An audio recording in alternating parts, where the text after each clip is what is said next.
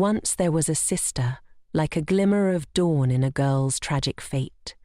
The girl was willing to sacrifice everything for her sister until the last moment of life. Imprisoned in the dungeon, Sienna looked at her sister's smug smile and realized, in horror, that the person who had always cared for her actually hated her to the core. All along, Lorena had wanted to take her life because Sienna had no magical power. Sienna, the vile, useless adopted child, had always been coldly treated and discriminated against by her family. Her adoptive father, the Duke, constantly criticized her as worthless, and her brothers wanted her gone. Everyone despised her. Lorena, Sienna's older sister, was a genius, loved by all.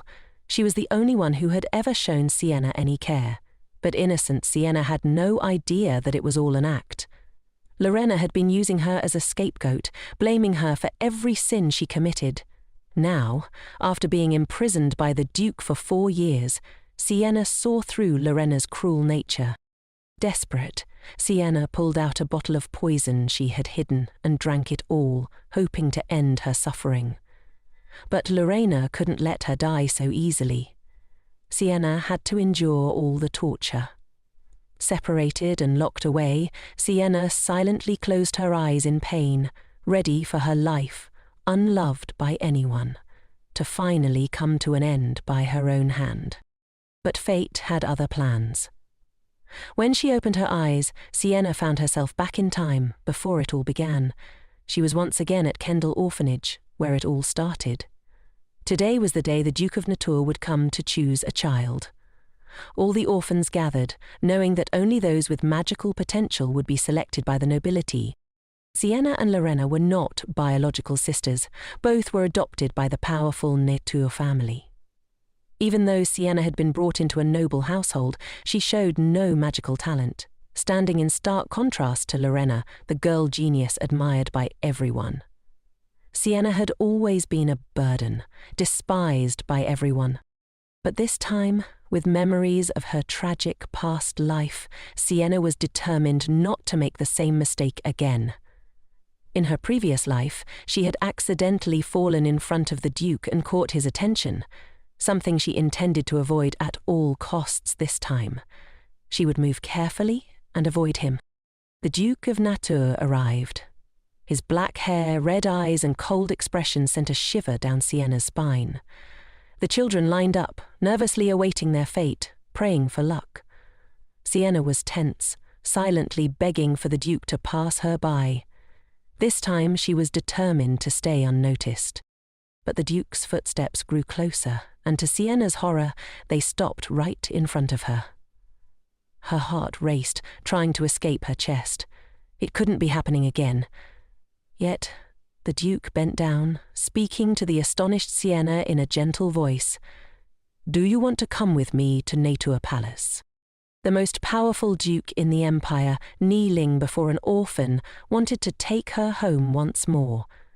But this time, Sienna didn't want to go. She remembered all too well the pain of her previous life. After becoming an adopted child, Sienna was betrayed by her seemingly kind sister and ultimately abandoned by the Duke and his brothers. Her life ended in cold suicide.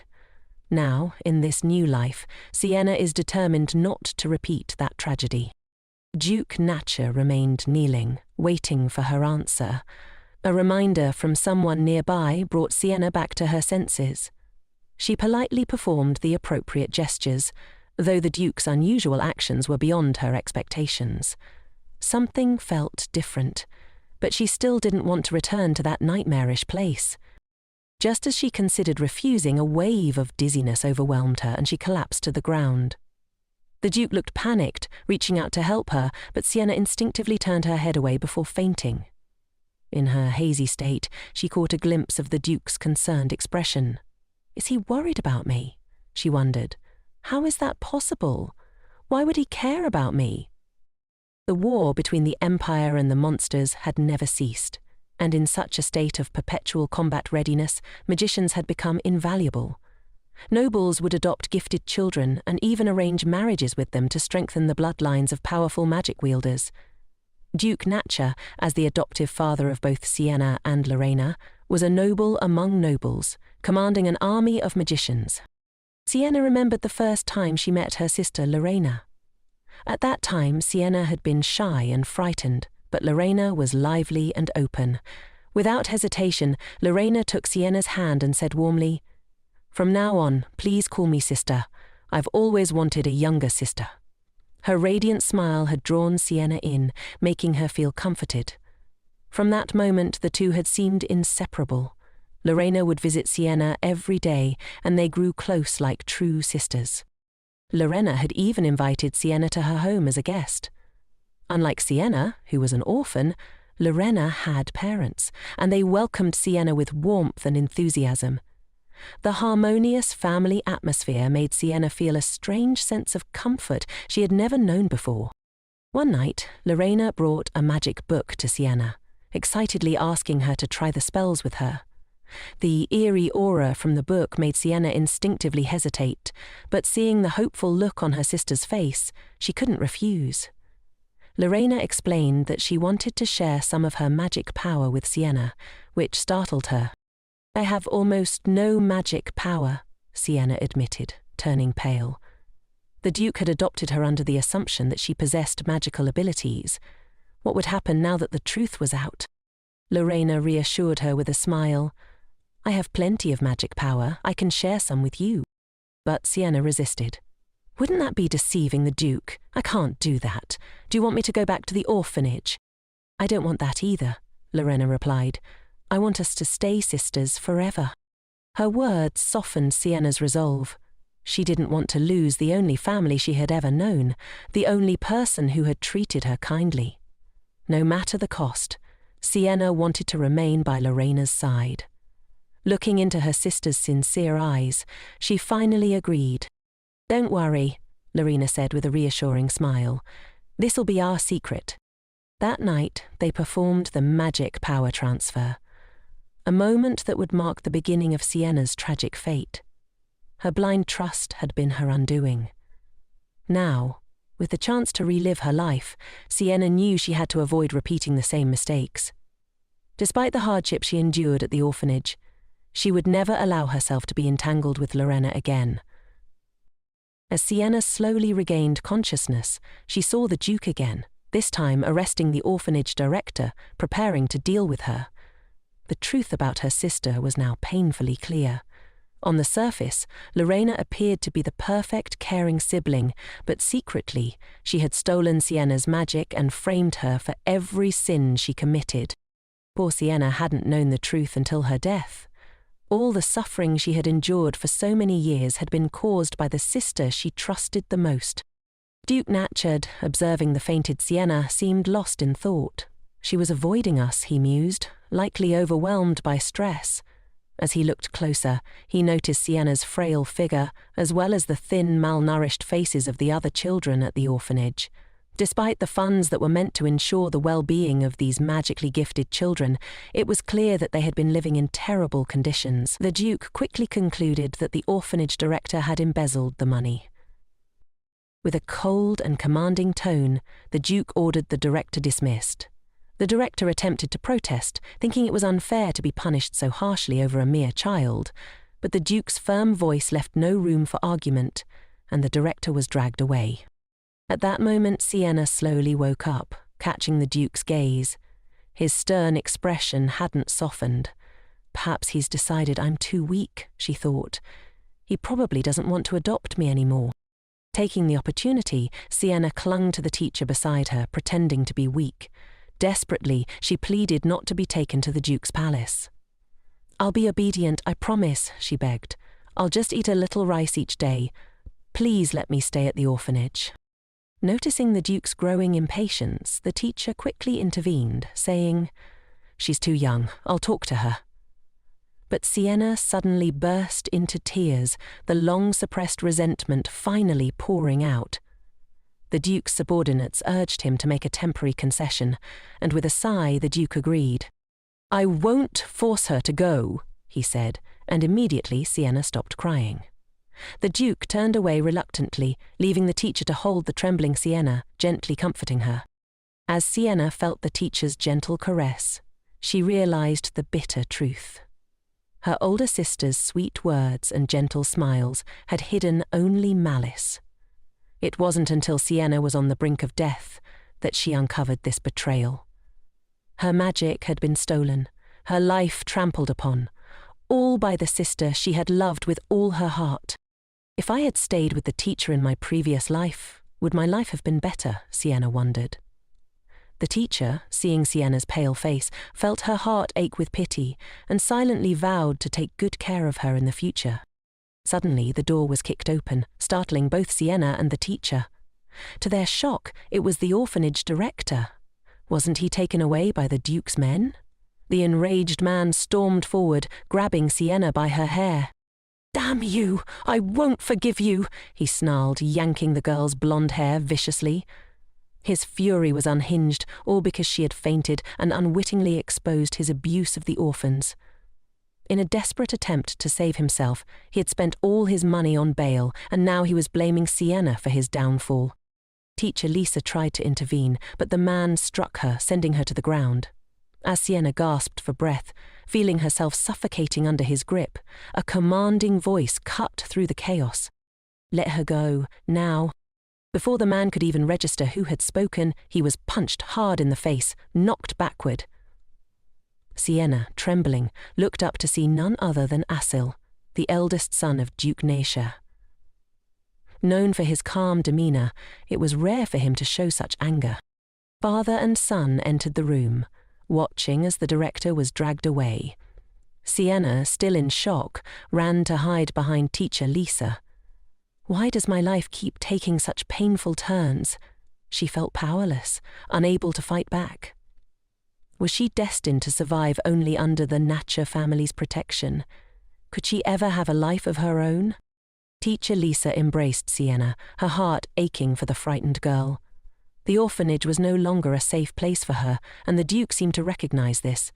He looked down at Sienna with a solemn expression. "What do you want to come with me to Natcher Palace?" he asked again, his voice gentler this time. To Sienna's surprise, there was a hint of pleading in his eyes. Is my magical talent really that valuable? She wondered.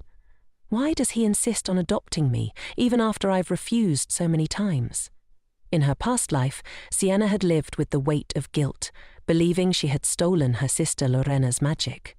That guilt had driven her to do everything Lorena asked, from imitating her handwriting to enduring pain just to please her. But in the end, none of it mattered. Asel had made it clear.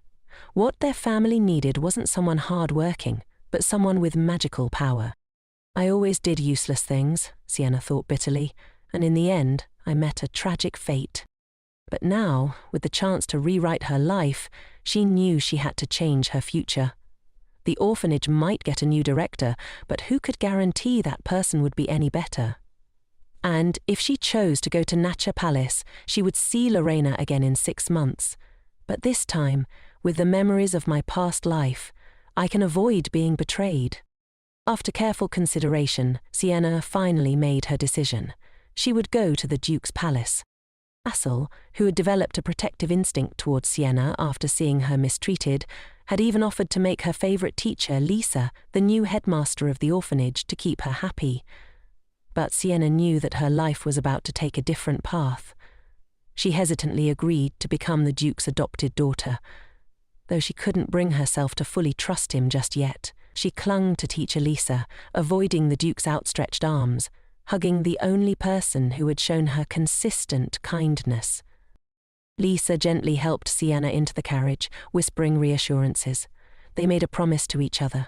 Lisa would visit often, and Sienna would do her best to live well and be a kind, obedient child. As the carriage made its way to the palace, the atmosphere inside was tense. Sienna sat in silence while the Duke and Asil looked out the window. The awkwardness hung heavy in the air. Sienna wondered if she should apologize to them, but then she decided she didn't want to try to act like a good child anymore. This time, she would live on her own terms. Upon arriving at the Duke's palace, Sienna had already fallen asleep.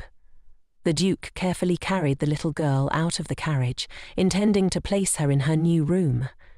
Asur stepped forward, offering to carry her instead, but his father refused. "Don't you have work to do?" the Duke asked, his tone firm. Asur was indeed busy, but something about leaving Sienna made him anxious. He couldn't explain why, but he didn't want to leave her side. As they entered the palace, Michael, the Duke's youngest son, ran up, curious about the little girl his father was carrying. "Is that her?" Michael asked excitedly, but the Duke quickly hushed him, scolding him for being too noisy and disturbing Sienna's sleep.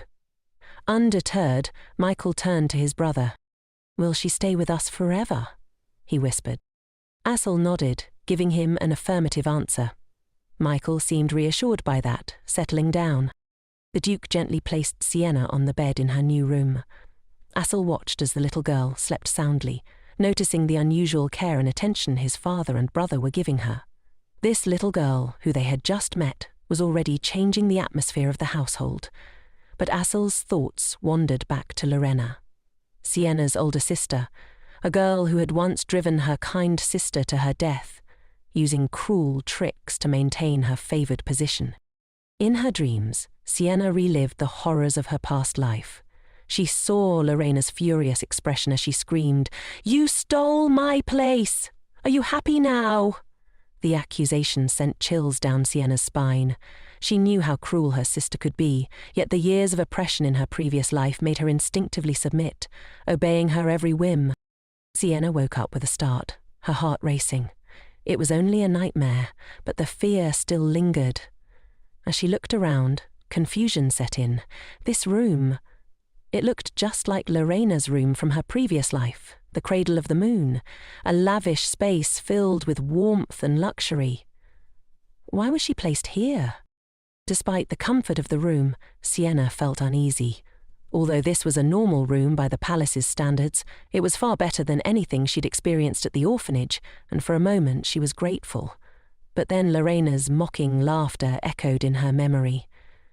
She had coveted this room, dragging Sienna there to flaunt it.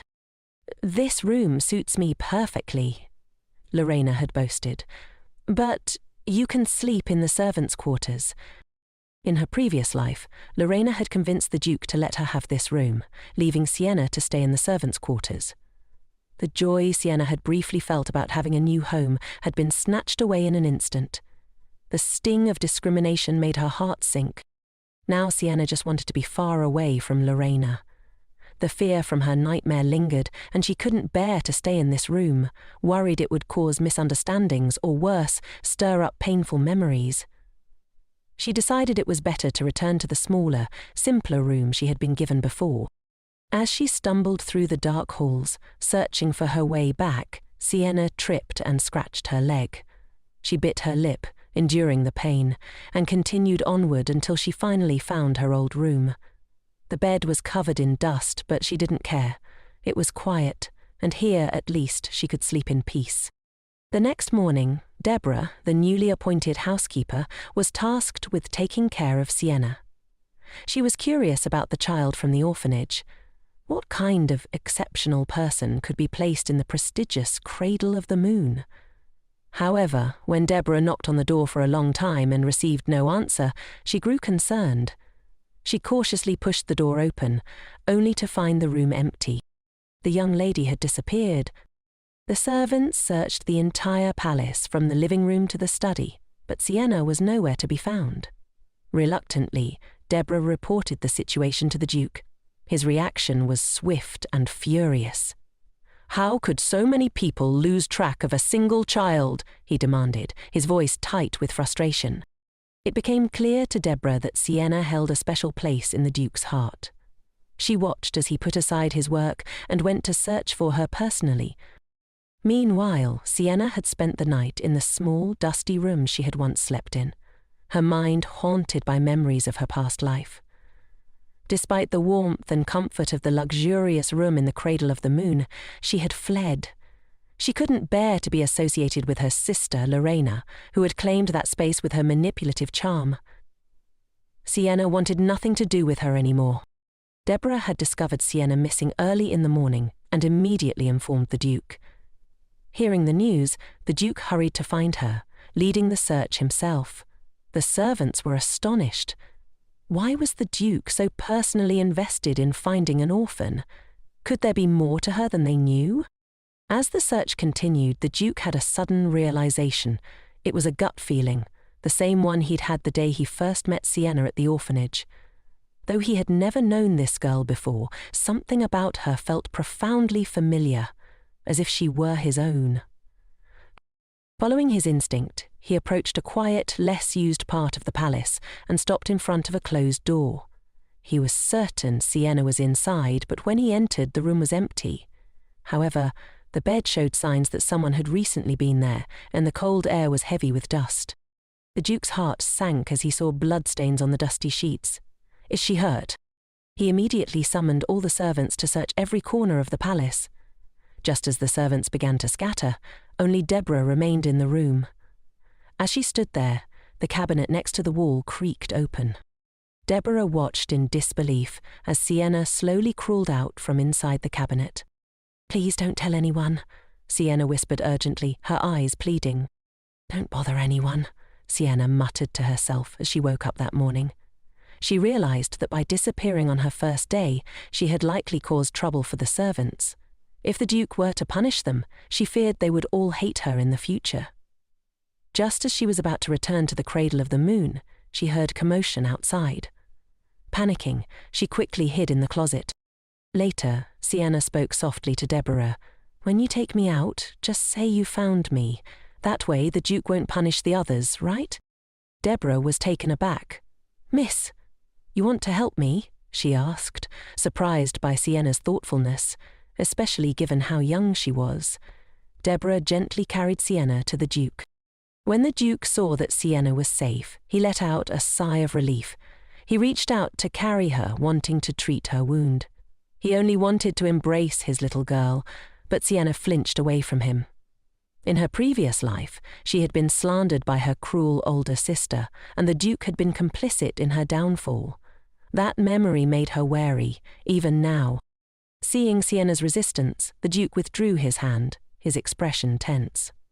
The doctor was called in to bandage her wound and, to comfort her, offered her candy. In her past life, Sienna remembered, she only ever received medicine or care when her sister, Lorena, allowed it. The sudden attention and concern from everyone now felt strange, as if she were living in a different world. The Duke asked her, "Why did you sleep in the smaller room?" "The other room was so beautiful," Sienna explained quietly. "I didn't think it was meant for me."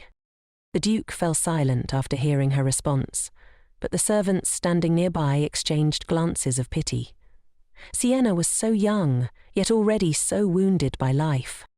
She looked at the Duke's expression and noticed it mirrored the same sadness she had seen in his eyes at the orphanage. He seemed to be suppressing a deep pain. Although Sienna didn't know why she had been given such a good room, she didn't want to ask. She had no desire to get too close to them.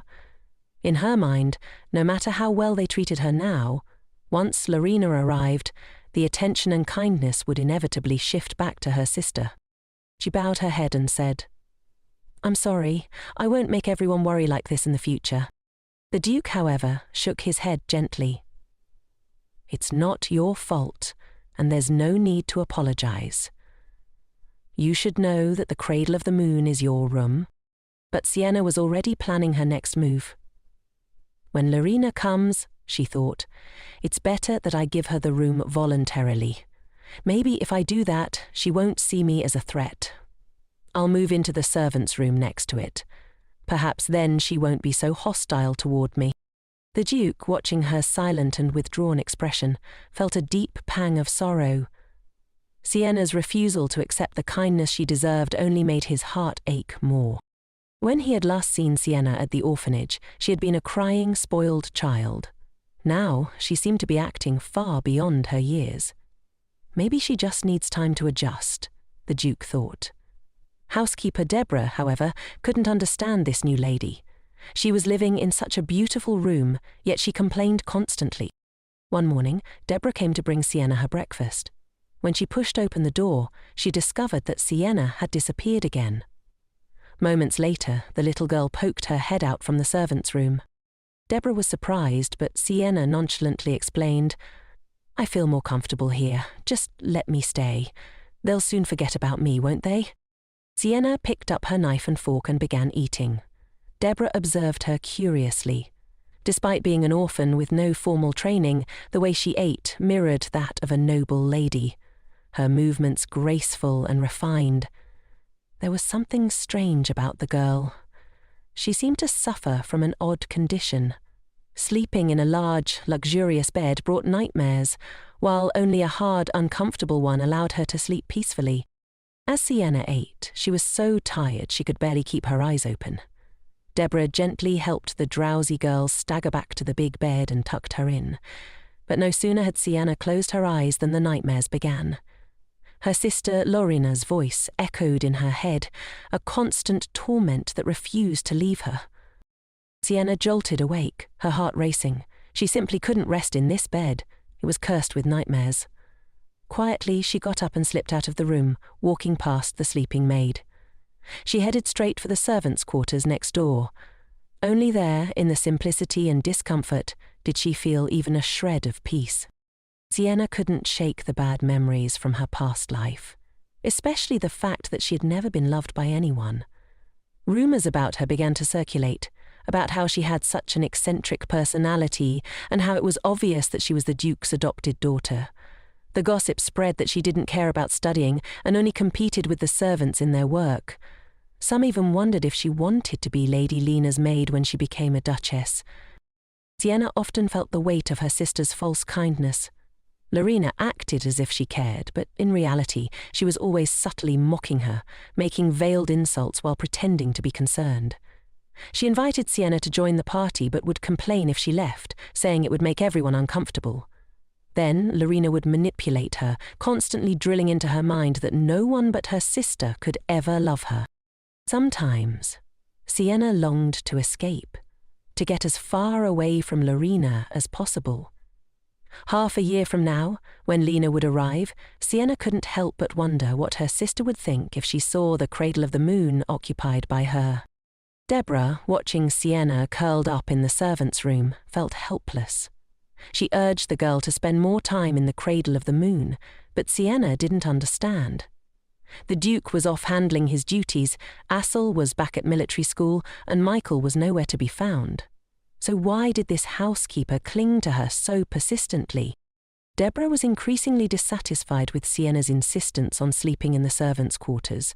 She chastised her, saying it was an insult to the Duke's palace. Sienna, however, snapped back. "In my previous life, I spent nearly half my life there. Aren't you insulting me by saying that?" Deborah sighed in frustration. Determined to change Sienna's mindset, Deborah tried to drag her into the sunlight, suggesting they visit the Duke's palace. It was clear that from the moment the Duke met her, he was smitten. Yet despite his affection, Sienna remained unmoved, a fact that puzzled even Deborah. When they arrived at the gallery on the second floor, Deborah eagerly prepared to introduce Sienna to the details of the palace. But just as they were about to enter, they saw Michael, the last person Sienna wanted to run into. She hesitated, unsure of what to do, before instinctively slipping behind Deborah, trying to hide from view. Michael hated shy people, so when he saw Sienna acting this way, he was sure she would leave quickly. He seemed to be holding back, sighing before telling Deborah to go ahead and that she should take Sienna on a tour. "Absolutely not," Deborah replied, but happily agreed, pushing Sienna forward and disappearing just as quickly. Sienna stood there, feeling the weight of Michael's words lingering in her ears. His voice echoed with his usual sharpness. "Why don't you greet me when you see me?" His tone wasn't friendly. He warned her, "Don't dare stay here forever." Sienna was used to these harsh words. Michael, just like in her previous life, constantly mocked her, reminding her that she was only fit for a servant's role. "Isn't it better to just leave?" she thought. She decided to follow his advice. "I think so too," she said frankly. "You can rest assured, how could an orphan like me dream of becoming Nata's child? When the time comes, I'll go to military school and won't bother you anymore." To her surprise, Michael's reaction was unexpected. He seemed genuinely taken aback. "I didn't mean to chase you away," he stammered, his earlier sharpness faltering. His response left Sienna confused, and it embarrassed Michael. He quickly masked his true feelings, turning to show Sienna around the showroom. "It's not like you don't like me," he seemed to say to himself, "but I can't keep my promise." Sienna, feeling helpless, simply replied, "Then I'll bother you on the go." Michael explained the tour in great detail, but Sienna found the time dragging on. She wanted to slip away quietly, but something in the display cabinet next to her caught her attention, something that felt strangely familiar, like déjà vu. Michael followed her gaze. "This is the flame of his arrows," he explained. "One of the names, Nen, are creatures sealed in a box for 1,000 years. It's an ancient heritage only qualified people can conquer. There are 13 names in this world. Nater has 4, 2 of which belong to the Duke and Grand Prince Assel. One's whereabouts are unknown, and his arrows in front of us have never been conquered by humans." Sienna's mind raced as she stared at the object, her thoughts filled with the image of the girl who had been hated by everyone in her previous life. In this life, Sienna received thoughtful attention from the whole family. Even the youngest son, who always used harsh words with her, now took the initiative to show her around the palace. As Sienna gazed at the divine object before her, a strong feeling of déjà vu washed over her. It turned out that in her previous life, after her sister Lorena stole her magic power, she had touched his arrows, causing 2 powerful streams of magic to collide violently. Because of that, Lorena had been in a coma for 2 weeks, and his arrows had broken into 2 halves, mysteriously disappearing. When Lorena woke up, she became a genius who conquered the divine object and soon became famous everywhere. Sienna's mind raced. Wait. If Lorena's magic power caused the reaction with his arrows, then, if I touch it myself, will I die? Before she knew it, her hand reached out towards his arrows. "Do you want to touch it?" Michael's voice brought Sienna back to reality. She quickly apologized. "No problem. Even if you touch it, it's okay. Just stop now. It's not the right time. Think of it as a backup plan," Michael said, continuing to explain. Sienna, however, was so sleepy that she couldn't keep her eyes open. She yawned. Michael, frustrated, snapped. "It seems like you didn't hear a word I said. I'm explaining this in detail and you're yawning?" He was angry enough to explode right then and there. Sienna quickly fell silent, not wanting to further upset him. Unexpectedly, housekeeper Deborah arrived with news. "The Duke has won a great victory in the raid on the demonic beasts. We're returning to the palace early today. There will be an official family party this evening, and Grandmaster Assel will attend." Sienna silently groaned. She did not want to attend the party. She tried to refuse, using the excuse that she didn't understand etiquette. But Deborah was firm. "You must go tonight. They've also said there are good things waiting for you." Sienna felt a heavy gloom in the Duke's residence tonight.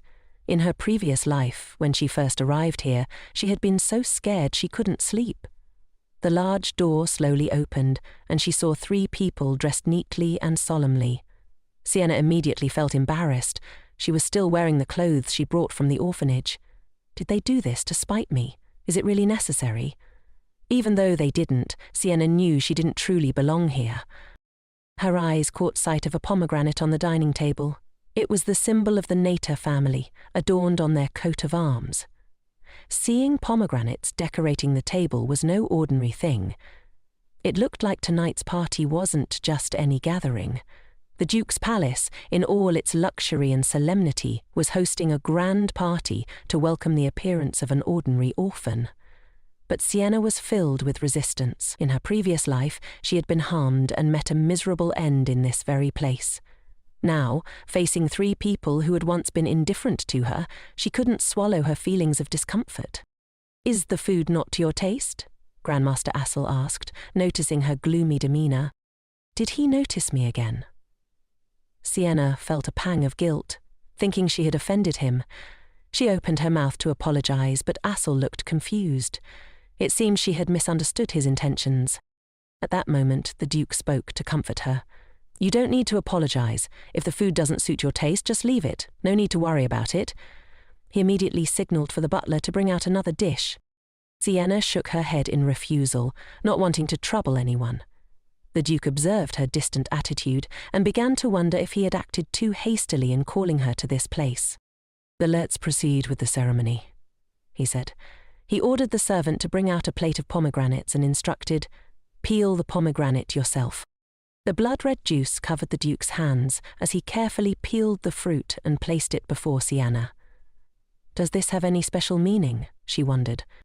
It turns out that this was a custom of the Nater family.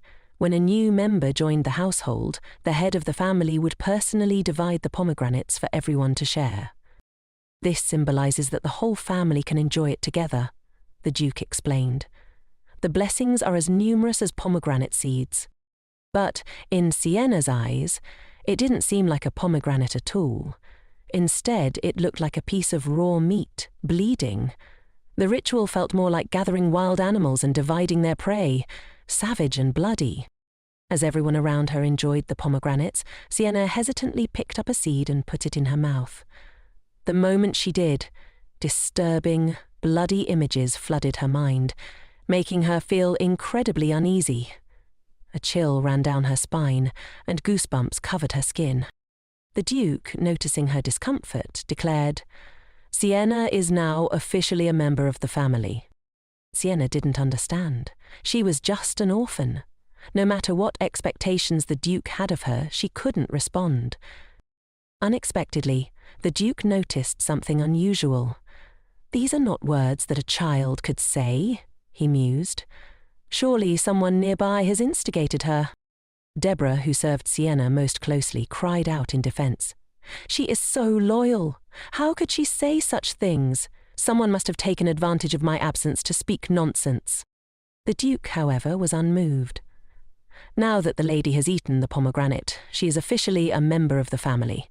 Such things won't happen again." He turned to the butler, who nodded in agreement. "We will strictly manage the servants moving forward." At that moment, Deborah suggested finding a tutor for Sienna, and Asur agreed. Studying cannot be postponed. Michael, ever eager to help, offered, "Sienna can study with me." Sienna remained silent, unsure of what to say or how to feel. "In the morning he still wanted to chase me away, and now he wants to study together?" The Duke agreed and told someone to make the necessary preparations. He spoke sincerely to Sienna. "You are my recognized child of the Natwa family. Don't pay attention to those gossips. Forget it all." The poor girl, hated by everyone in her previous life, had returned to the Duke's palace after being reborn. Faced with the attention of 3 men, Sienna was extremely resistant, especially since the Duke wanted her to forget everything. She found it almost laughable. The suffering she had endured in her past life, the father and son's hatred, the trauma she had been forced to bear, how could they expect her to simply forget it all? He had said, "Forget it," so gently, but how could her wounded heart be healed by just those words? She remembered the pain, how her heart had ached to the point of suffocation. Sienna's violent reaction surprised everyone present. She couldn't stand it any longer and collapsed to the ground. The Duke quickly rushed to her side, helping her up and holding her in his arms. He called for the doctor and gently tried to comfort her, but Sienna didn't want any close contact with him. "I don't want to rely on you," she said, using all her strength to push him away. "Please, don't pay attention to me either." The Duke's pretended affection only suffocated her more. "You're treating me so well now," Sienna thought bitterly, "but will you just leave me to be tormented by you again later?" In the future, in this terrifying house, I had innocently endured all the malice and eventually died once. But now, even death has become an obsession. Do you still want me to go through it all again? Under the intense mental strain, Sienna finally passed out. The doctor who examined her said it was due to severe malnutrition combined with immense stress, which caused her to faint. The Duke blamed himself deeply. He had left the already fragile girl to face such situations on her own. While unconscious, Sienna fell into a dream. She saw her old self, haunted by the belief that she had stolen her sister's magic power. She was tormented day and night by overwhelming guilt, suffering from insomnia every night. To ease that guilt, she even competed with the servants, taking on their chores. But it was no use. The memory of exchanging magic power with her sister suffocated her. Even crying felt like a luxury she couldn't afford. Lena once suggested to her, "If you want to repay the Natur family, make a talisman for Grandmaster Assel. It's an important tool to help magicians fight against evil spirits." Sienna hesitated. Her magic power was weak. Could she really do it? Still, proving her worth seemed better than just cleaning up. Full of hope, the little girl made the talisman and gave it to the man, only to later find it thrown away in a dirty corner. At that moment, Sienna was utterly devastated. Her weak magic and hands were covered in wounds from needle pricks. She had poured all her strength into proving her value, only for it to be discarded without a second thought. She recalled what Assel had said to her. "Sienna, I know you try very hard." But her efforts had been for nothing. Of course, she had been naive, believing she could be of some help. While lost in thought, she bumped into Master Michael again. The first thing out of his mouth was sarcasm. "I'm so jealous of you being so busy." He knew very well she was only fit for servant work. "Isn't it fine to just leave here?" Michael sneered. Sienna didn't want to argue, but his words grew harsher. "How could you even think about leaving? You cling to my brother every day. Are you daydreaming?" Sienna knew he misunderstood her, yet she couldn't help but wonder. Was it foolish to dream of being useful? Did she not even have the right to dream? After Michael finished speaking, he left, and Sienna woke up, startled. The painful memories of her previous life tormented her deeply. She looked around, finding herself once again in the cradle of the moon, lying in Lorena's bed. In her past life, how could anyone feel at ease here? She tried to suppress her nausea and quietly slipped out of bed, heading for the servants' room next door. Only in that small, cramped space could she feel some semblance of comfort, even if it was temporary. The next day, Michael did not calm down when he saw the scene before him. Housekeeper Deborah tried to explain that the young lady had a fever and, confused, had entered the servants' room. Michael didn't believe it. Instead of sleeping in a big, comfortable bed, she ran to sleep in the servants' bed. Does that sound reasonable? He began to doubt Deborah's intentions. "Are you just pretending to be nice to Sienna in front of my father?" Deborah, feeling attacked, was about to defend herself when Sienna intervened, saying, "It's true, I wanted to sleep here myself." Yet Michael still couldn't understand. There were clearly better conditions. Why do you want to suffer? Sienna found his confusion ironic. In her previous life, didn't he take her suffering for granted? What was he curious about now? The girl who was despised by everyone in her past life had now become a cherished treasure, loved by the entire family. But the tragic experiences of her previous life had left her despairing of this house. The long-term oppression from her sister Lorena had crushed her self-esteem, making her feel she didn't deserve anyone's love or any good things at all. She told Michael, "The cradle of the moon room is beautiful, but this servant's room reminds me of the orphanage. That's why I sleep here." Michael, clearly frustrated, reminded her that she was now a child of the Natur family and had even eaten the pomegranates, a gesture full of deep meaning in their family. But Sienna couldn't feel that connection. She would rather have never eaten those pomegranates, wishing she could vomit at the thought. "You think I should be happy because you say we're family? Do you expect me to clap my hands in joy? How naive." Sensing the tension, Deborah stepped in and invited Michael to leave, explaining that she needed to help Sienna change her clothes. Michael, still conflicted, walked out, feeling more unsettled than ever. Sienna suddenly realized she was still in her pajamas, and here was Michael, barging into a girl's room without permission, even though she hadn't changed yet. Thinking about it, his face turned red with embarrassment. After mumbling an apology, he rushed out of the room in a fluster. Shortly after, the doctor arrived to examine Sienna. He declared she was fine, but Sienna couldn't help but feel a pang of surprise. In her previous life, the doctor had always pretended not to notice her condition, deliberately ignoring her and neglecting to treat her properly. What she didn't know was that the previous doctor had failed to detect her case of typhoid, leading to his eventual demotion. Now all the servants knew they couldn't afford to delay or neglect the care of the young lady. Deborah, surprisingly warm and gracious, served Sienna dinner. The sudden kindness felt unfamiliar, but Sienna couldn't refuse, so she obediently ate. As they shared the meal, Deborah told her that something very important had happened today. The Duke had personally invited the tailor to take measurements for Sienna, to have new clothes made just for her. Sienna was confused. Why was the Duke, who had been so cold and distant toward her in her previous life, now acting with such care and attention? The sudden change in his attitude left her puzzled, and she couldn't help but wonder what had caused it. Deborah and the tailor next door were exchanging compliments, both marvelling at Sienna's natural beauty and extraordinary temperament. But Sienna, lacking confidence, couldn't see herself that way.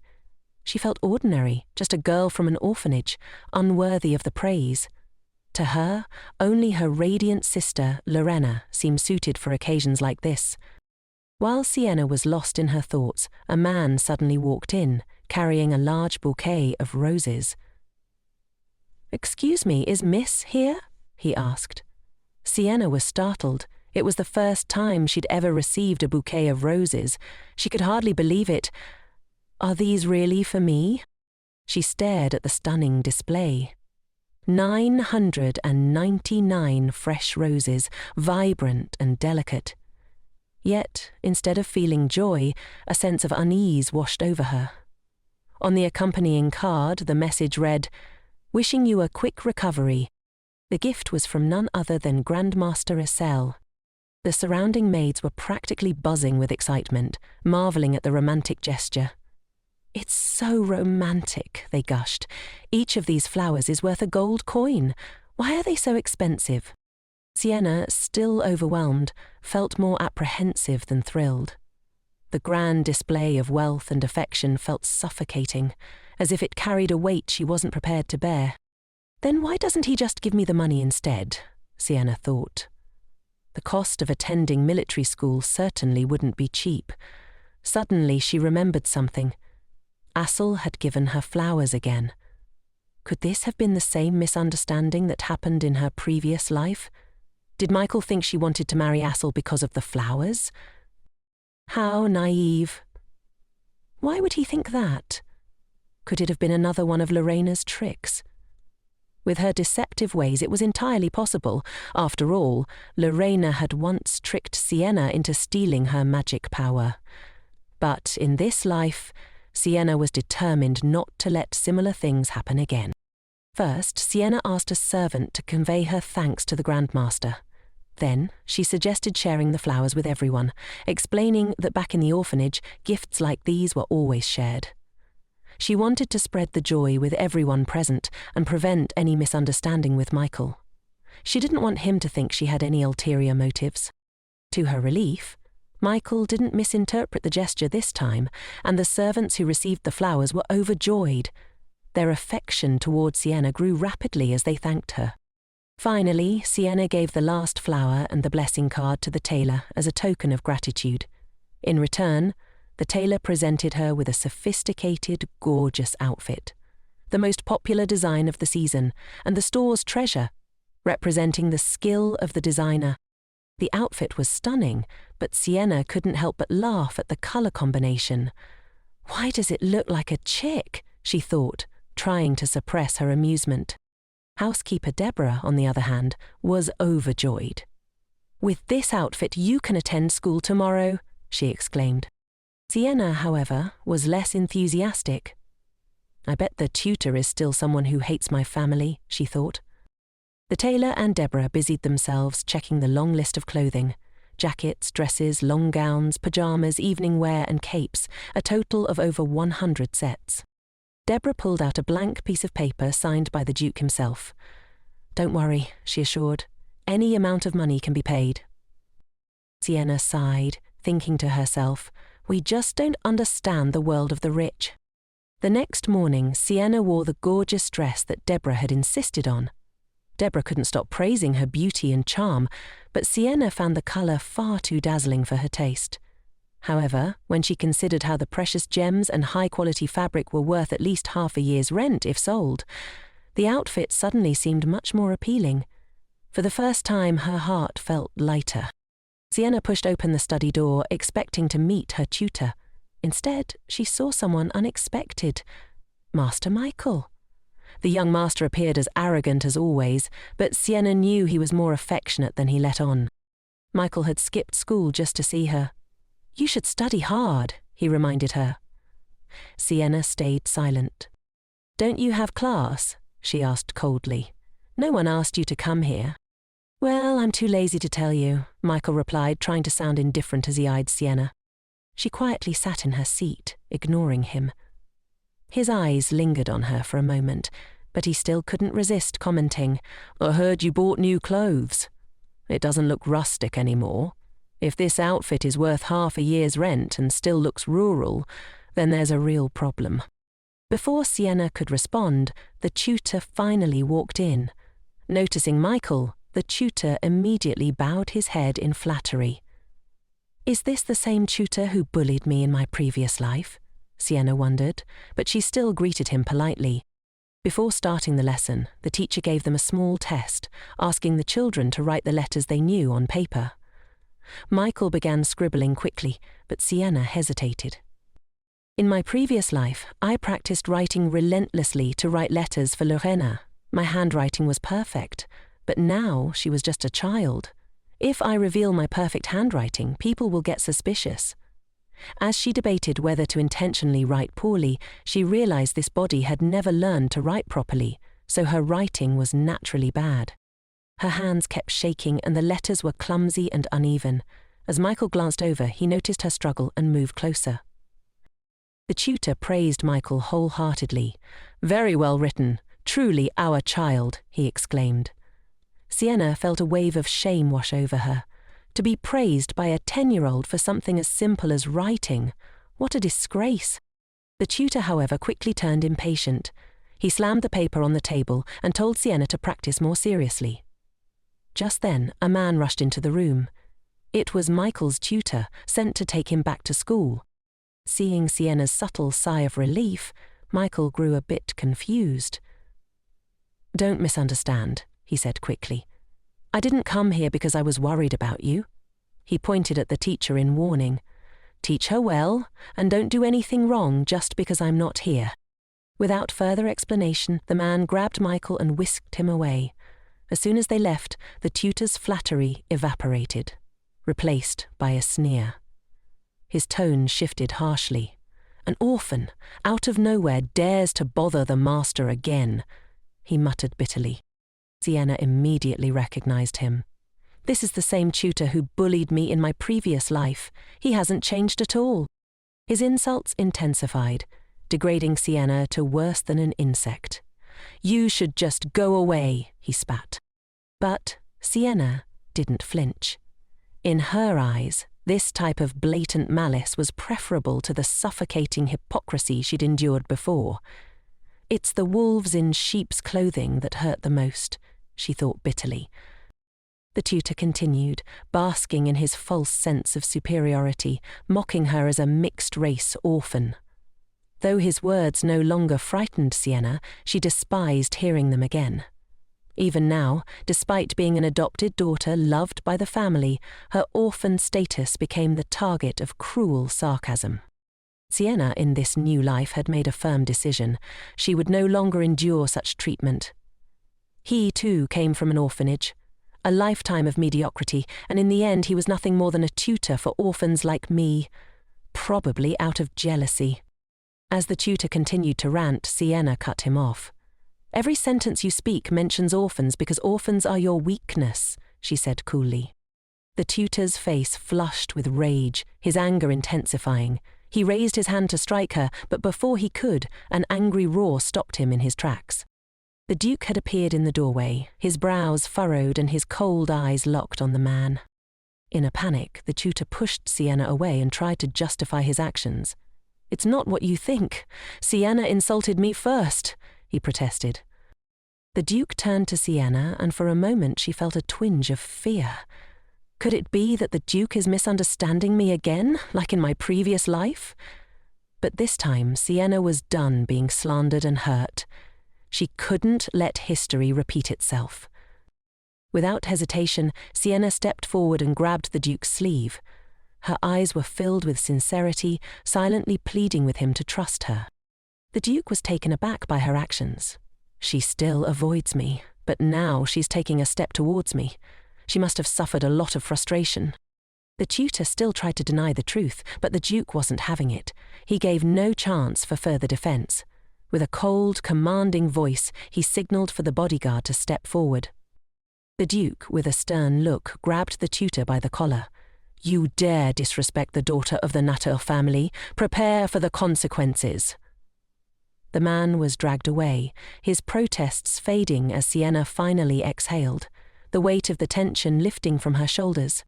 She watched as the Duke observed her, his gaze soft but filled with concern. I really want to comfort her, he thought, but he hesitated, unsure if his actions would only scare her more. Deciding not to rush her, he gave her space, saying only, "Rest," before turning and leaving. Sienna stood there, her mind spinning. The Duke trusts me unconditionally, but why? She couldn't let herself be swept up in the illusion of kindness. She knew all too well how fleeting such kindness could be. If it disappeared, she'd fall into the abyss again. She couldn't afford to get lost in that. Her thoughts shifted. There was something important she needed to understand. She turned to Deborah and asked, "Can you tell me more about the pomegranate ceremony? What exactly does it mean?" She couldn't shake the feeling that there was something significant about it, especially with the mention of the daughter of the Nature family by the bodyguard. But Deborah, just a servant, was not the one who could explain it. "You should ask Master Michael," she said. Just as she finished speaking, Michael burst into the room, having overheard their conversation. In her previous life, he had mocked her, but in this life, he appeared to want to protect her. When he heard Sienna was being bullied, he rushed to her side. However, before he could speak, Deborah scolded him sharply. Michael recoiled, quickly retreating to knock on the door again, this time lowering his head in apology. His usual arrogance was gone, replaced with genuine concern as he defended Sienna with a fierce expression. "I'm amazed," Michael said, his voice filled with emotion. "If I had been there that day, I would have protected you." Deborah, moved to tears by his words, was left speechless, while Sienna, though appreciative, felt a deep sense of helplessness. She didn't want to owe him anything. What she didn't expect, however, was that Michael had made a decision on his own, and the Duke had agreed. From now on, Sienna would study alongside him. The news was truly shocking to her. She had to be forced to study with him again, someone she didn't want to interact with. When Michael saw her awkward expression, he quickly tried to reassure her, thinking she was simply embarrassed. "Don't worry, you don't have to be afraid of me," he said kindly. But Michael hadn't yet realized that Sienna was someone who valued patience above all else and wouldn't allow herself to be overwhelmed by others' expectations. The Duke, too, was more cautious now. He encouraged Sienna, urging her to prove herself. "Don't let anyone look down on you just because you're an orphan," he said. But to Sienna, proving herself didn't matter. She didn't want to build a foundation in a place that could easily be swept away. She refused to place her trust in something so fragile that a small misstep could leave her drowning in uncertainty.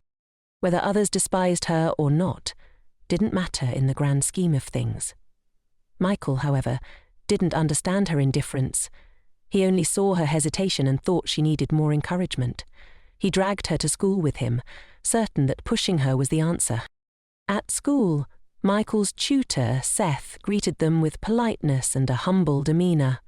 Sienna immediately recognised her as the same tutor who had accompanied Michael to school previously. but now Seth was smiling warmly, seeming eager to teach. When Seth mentioned starting with magic lessons, Sienna hesitated and raised her hand. "I don't know how to write," she confessed. Her previous tutor had insisted she practice more, but Sienna wasn't sure how to begin. To her surprise, Seth dismissed her concern. "Don't worry about basic writing for now. You'll be taught by another tutor. We'll focus on magic, and you'll learn the writing naturally," she explained, making the subject seem trivial. "But," Michael leaned in, his voice low, "don't be fooled by her gentle appearance. She'll make you study relentlessly, and you'll be practicing like crazy in no time." Sienna couldn't help but feel a little uneasy. Michael was right to warn her. Though Seth seemed kind now, she knew how quickly things could change. After hearing Seth's words, Sienna felt a surge of happiness. She bowed her head and thanked her, deeply grateful to finally have a dedicated tutor.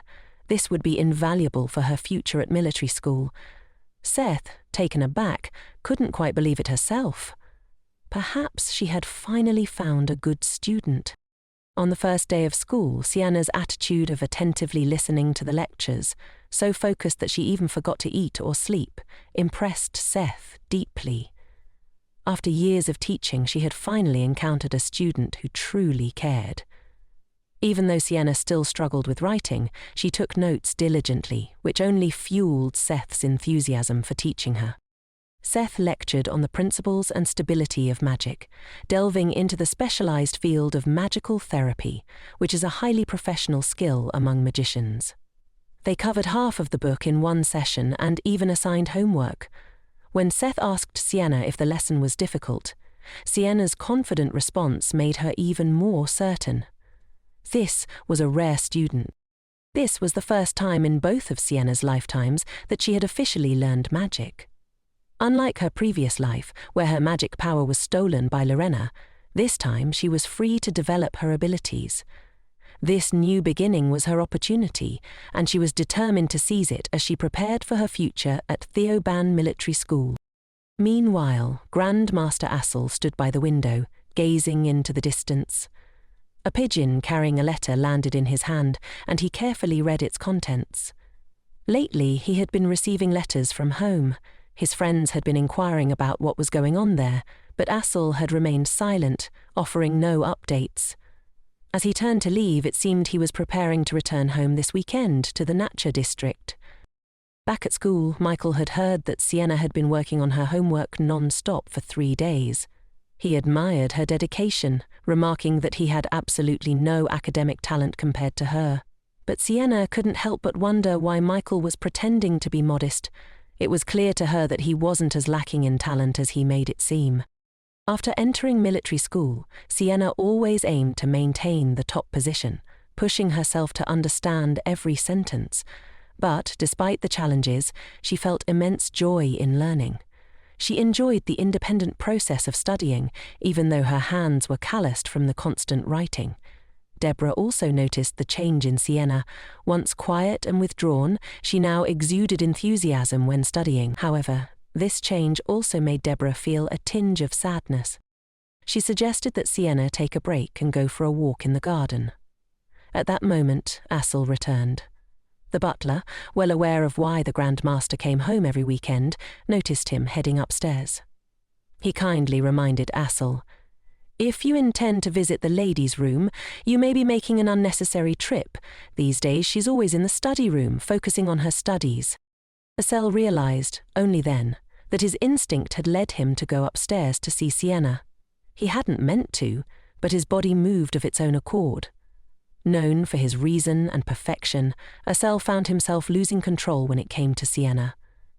When he first met her, special feelings had begun to form, but her eyes, filled with disgust and rejection, quickly reminded him of his past actions in her previous life. In that life, Assel had trampled on her feelings, and now Sienna naturally avoided him. Assel, with no memories of the previous life, assumed his strong presence had scared her and decided against seeing her, wanting to respect her space. The housekeeper, knowing how much Assel cared about Sienna, explained, Every day, you ask about the lady's well-being, sending letters and flowers, especially when she was sick. But why don't you go see her yourself? You'll know for sure if she's doing well." Determined to check on her, Asel went to the study room, but Sienna was out. He looked around, his eyes scanning the room to ensure she wasn't being mistreated. Seeing the study room, where Asel had spent time as a child, he tried to find a sense of connection, running his hand over the table and chairs they had both used. Just then, something under the table caught his attention. He leaned down in surprise. It was unbelievable. There, under the table, was the wilted rose he had given Sienna again. Asel tried to convince himself that it was just a normal gift with no deeper meaning, something easily forgotten. But why did his heart ache so much? Deborah, witnessing the scene, was also taken aback. As she opened her mouth to explain, Asel turned around and quickly left, leaving behind a simple command: "Don't tell Sienna I was here." One last glance at the wilted rose under the table triggered a familiar image in Asel's mind. The emotions in his eyes were mixed, and he couldn't shake the feeling of déjà vu. It was as if he had experienced this moment before. Meanwhile, Sienna returned from the garden, noticing the servants rushing around in a frenzy. Michael informed her that a letter had arrived from Count Gia's palace. The Count's daughter was challenging Sienna for the ownership of Jaros, a sacred object that helped humans fight against demonic beasts. Sienna recalled that Jaros was the very insurance she had planned to use as a last-minute escape. Since Jaros still had no official owner, all magicians were eligible to compete for it. In her previous life, Count Gia had always remained neutral, seeking only practical benefits. But now, something had changed. Why had she suddenly taken action in a way she never had before? Sienna realized the reason. It was her. She was the variable that could change both the past and the present. The Countess must have seen how much Asel cared for an orphan like her and become jealous. She believed her daughter was better suited to the role and had long coveted Sienna's position. This sentiment mirrored Sienna's thoughts in her previous life, when, after a dispute with Larina, she had tragically taken her own life. The position of guardian of the Duke of Natta's residence was not just about noble status, it was also tied to Asel the Grand Master, who many considered the ideal husband. Countess Gia, like so many others, coveted that position. Although there was no official rule stating the guardian must marry the Grand Master, it was widely assumed. Once Sienna had become the adopted daughter of the Natta family, she had entered a realm where many powerful figures had their eyes on her. She would definitely become Asel's wife, Asel thought, unable to stop himself from laughing at the absurdity of it all. But, according to the regulations, he couldn't stop the Count's daughter from challenging Sienna. In his heart, however, Sienna was the only one he truly saw.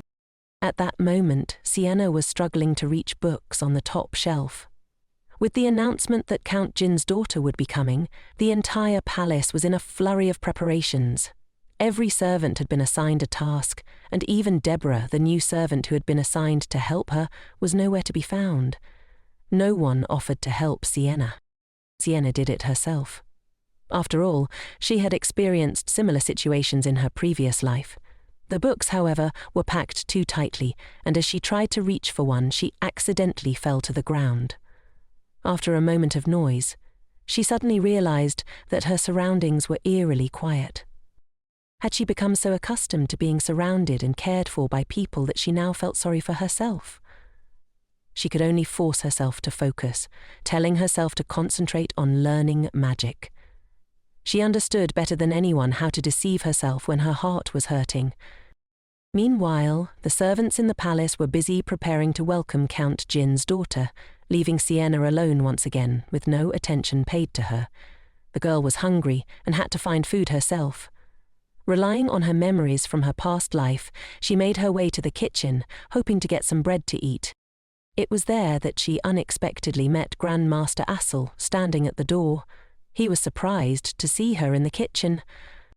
Sienna explained that she was simply hungry. Asel, concerned, asked, "Could it be that the housekeeper doesn't prepare food for you?" Sienna quietly explained that since the lady was very busy, another servant had been assigned to take care of her. Assel's expression darkened when he asked, "So where did that servant go? Why are you in the kitchen alone?" The more Assel thought about it, the angrier he became. It was clear that the servants had intentionally ignored Sienna, and the fact that she knew where the kitchen was showed that this situation had likely happened often before. Sienna, enduring yet another frustration, avoided Assel's outstretched hand when he attempted to comfort her. In her previous life, Sienna had believed that Assel didn't hate her because he was simply cold toward everyone. She had given him the most amulets, hoping that he would at least acknowledge her efforts. But instead, his cold words crushed her hope. "Sienna, your efforts are worthless." Sienna begged Assel not to scold others because of her. She also refused his offer to take her back to her room. Just then, the butler arrived. Assel instructed the housekeeper to take good care of Sienna and deal with the irresponsible servants. As he watched the little girl leave, Assel couldn't help but remember the look in Sienna's eyes. It wasn't just fear. There was also caution and distance. Later that afternoon, the people from Count Jar's mansion finally arrived. Isabel, the Count's daughter, had bright red hair. As soon as she met Assel, she deliberately showed politeness, thanking him for responding to her sudden request. The Count was also by her side, complimenting his daughter's perfection. Assel saw through the deceit between mother and son, but out of politeness he still invited them into the palace. "My God, I've been invited to the natural residence for dinner again. It feels like I'm dreaming," Isabel exclaimed to herself. But Michael, who was with her, found her behavior too flamboyant and couldn't help rolling his eyes. The two brothers, though aware of the Count's real intentions, competing for the position of Sienna's adopted daughter, still maintained a polite attitude and played along with the act. Once everyone entered the hall, Assel was surprised to see Sienna waiting there, looking neat and composed. Michael, without hesitation, abandoned Isabel and rushed over to Sienna. "No need for formalities," he said, enthusiastically talking non-stop. Assel noticed their closeness and felt a slight discomfort. "Are you two really that close?" Assel asked, his voice betraying his unease. He then introduced Sienna to Isabel and the Count, saying, "This is the adopted daughter of the Nature family." Isabel stared at Sienna with hostility in her eyes. "Is this the orphan who is pampered by the natural family as rumoured?" The adopted child, once despised by everyone in her previous life, had now become the family's treasure. The Duke's affection for Sienna made others jealous, and Isabel, the Count's daughter, wanted to claim that position for herself. The Countess, too, seemed intent on making things difficult for Sienna. She immediately asked for the girl's last name. Sienna could sense the ill intentions behind the question.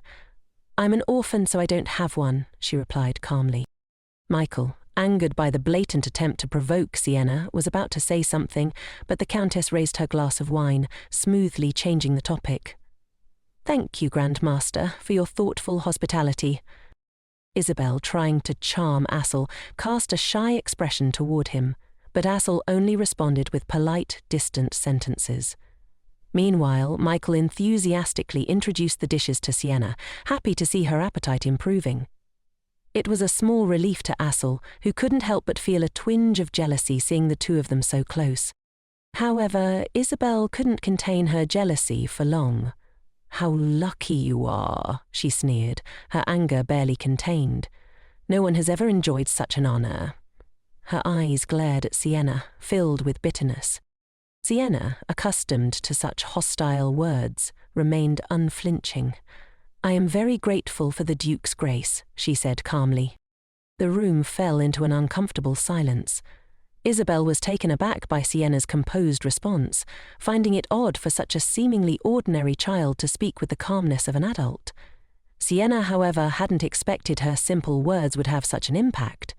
She felt a quiet satisfaction, knowing that one word from her had made Isabel retreat. Compared to Lorena, who was skilled in manipulation and deceit, Sienna still had a lot to learn, but for now, she was content with this small victory. Sienna sighed helplessly, but Isabel misunderstood her reaction, thinking she was laughing at her. "Insolent child!" Isabel sneered.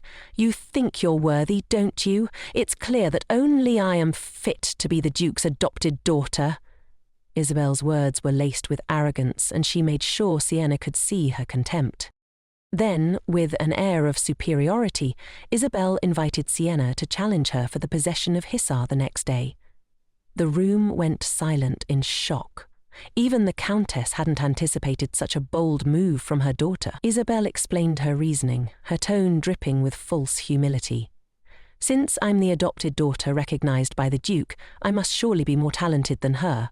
If we eliminate her, it would be unsatisfactory for me to participate myself. Whether it's me or this orphan, neither of us is likely to succeed, but everyone will see that I'm more talented than her. Let her be humiliated in front of everyone."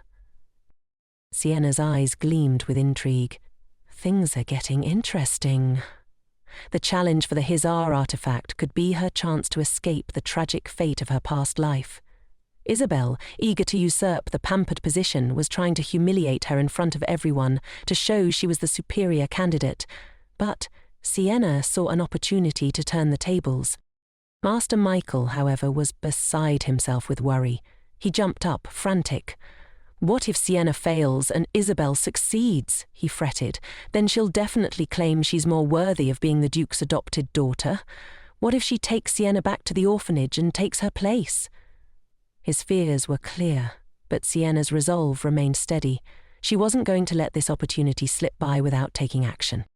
Sienna's indifferent attitude drove Michael crazy. "What do you mean, let's go back to the orphanage?" he exclaimed. "Do you really think we would just abandon you like that? You're already part of our family." His voice was filled with frustration and disbelief. Sienna remained calm, her expression unreadable.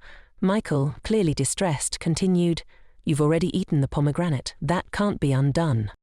Sienna paused, processing his words. It turned out that in the Natur district, only those who were officially recognized could receive the pomegranate. It wasn't just a fruit, it was a type of magic, a custom that allowed individuals without Natur bloodline to live safely in the Natur mansion, protected by powerful barriers. The realization hit her like a ton of bricks. The pomegranate magic would bind her to the Nature family, making her as much a part of their bloodline as anyone else, and that bond could never be broken. Sienna's heart pounded loudly in her chest. "That means I'll be tied to this place for the rest of my life." The weight of the realization settled heavily on her, and for the first time, she wondered if the cost of safety and belonging was too high.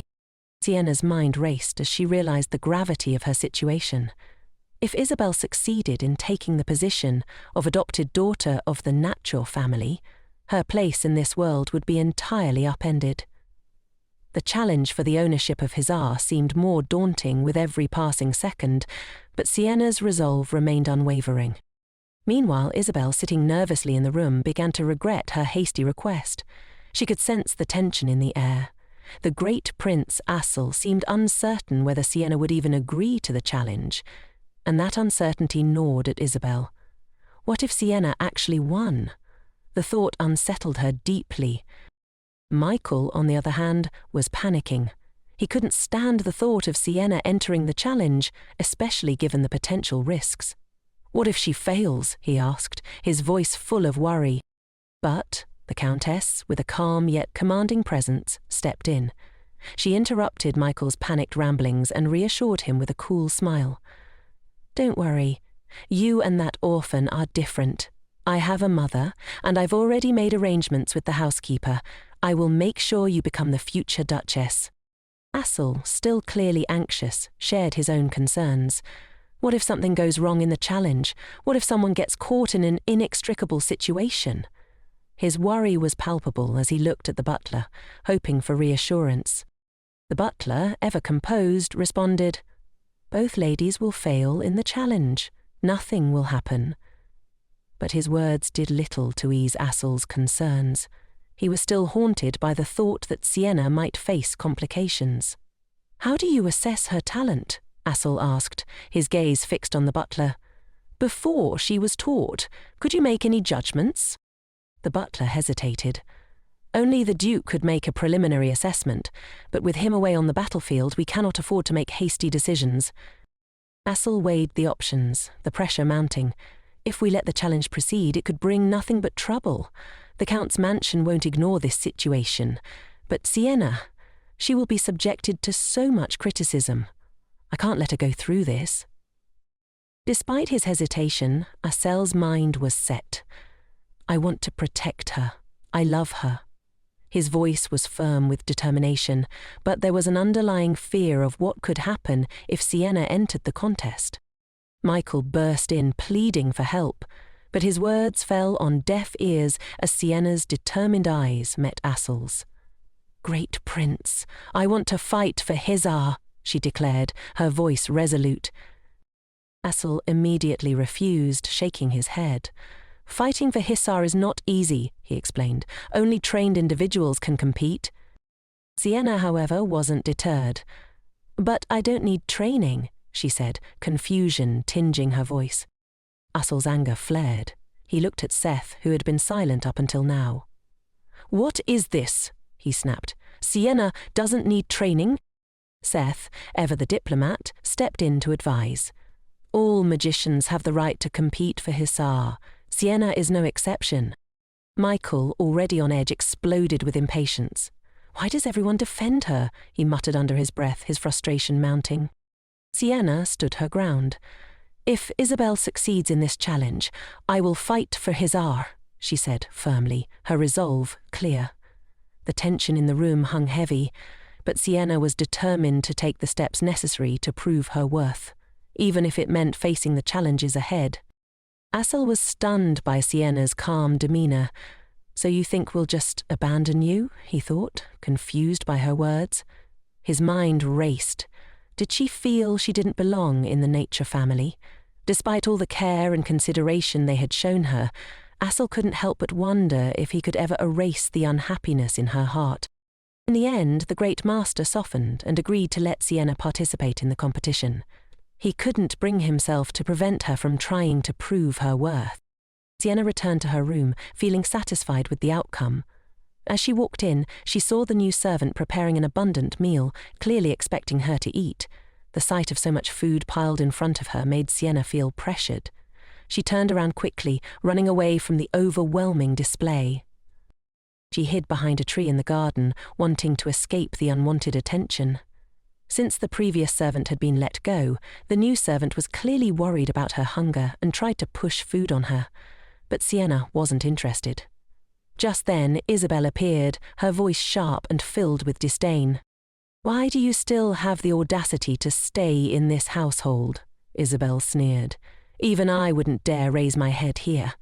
How can we expect an orphan to understand integrity?" Sienna couldn't understand the venom in Isabel's words. In her previous life, the Count's mansion hadn't cared about her at all. Now, Isabel was deliberately trying to provoke her. But Sienna knew she wasn't strong enough to retaliate. Instead, she smiled slightly, her calm demeanour only adding to Isabel's anger. Isabel seethed, her voice rising. "How dare you laugh?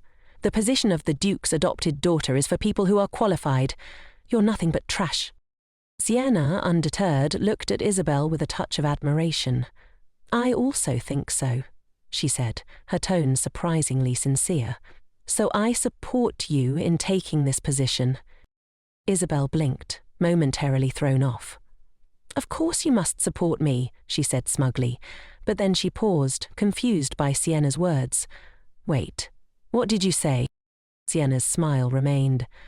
"I support you unconditionally. I sincerely wish you win."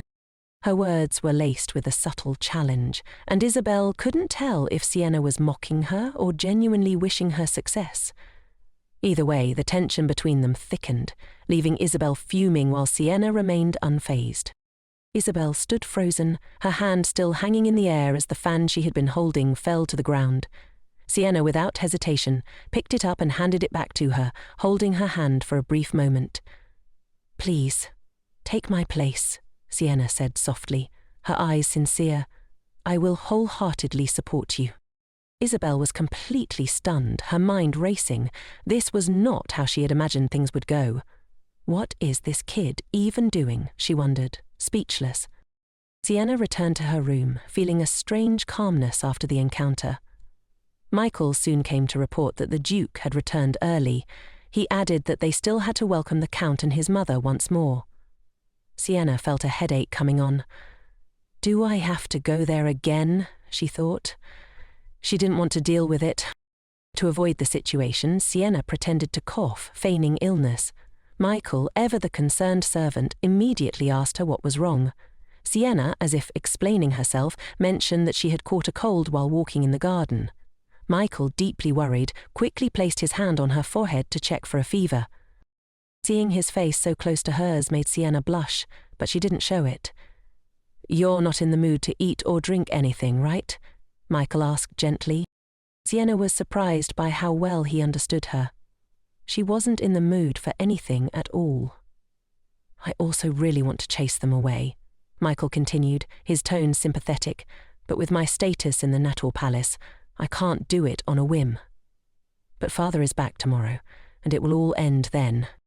As he spoke, he gently stroked her hair, his expression soft and approving.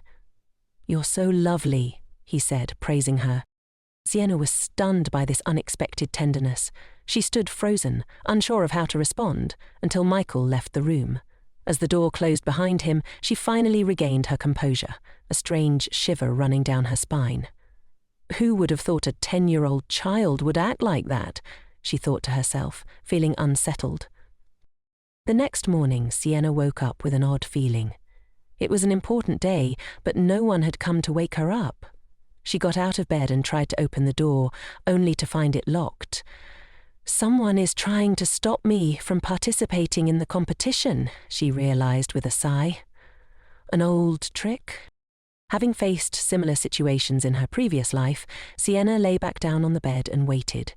She was determined to see if anyone would come to open the door and try to stop her. She wasn't going to let anyone get in her way this time.